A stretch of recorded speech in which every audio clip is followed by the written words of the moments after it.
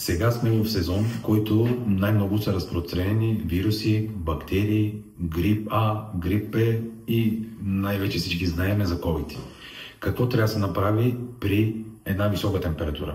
Едно втрисане и когато имаме болки в гърлото или мускулите. Напоследък, понеже след COVID вълната, всичките научихме да направим изследвания най-вече за COVID. Напротив, сега напоследък в сезона много са активни грипни състояния, грип А, грип Б, също така COVID също така има.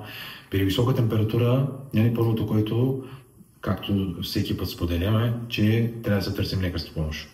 След лекарския помощ, никога, особено сезона, не е излишно да се направят изследвания, даже да са в домашни условия.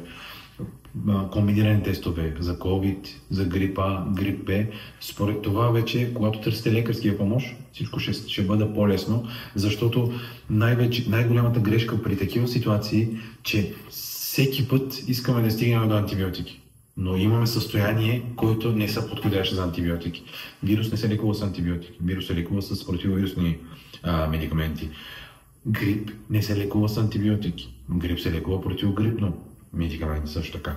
Така че тази дефиниция е много важна, за да може да знаем срещу какво атакуваме. Затова не трябва да избягаме изследване, затова винаги трябва да държим на изследване, когато особено вече имаме тези симптоматики. Висока температура, болки в мускулите, втрисане, вече оттам, за да мога да направим диференциална диагноза, тези изследвания ще ни дадат посока.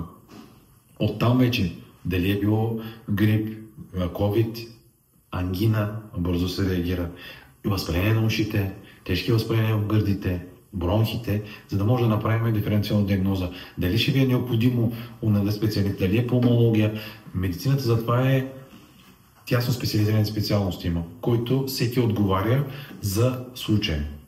Трябва да сме адекватни ние първо, за да може да направим необходимите изследвания, за да може по-бързо да действаме, за да може по-бърз ефект да имаме за лечение.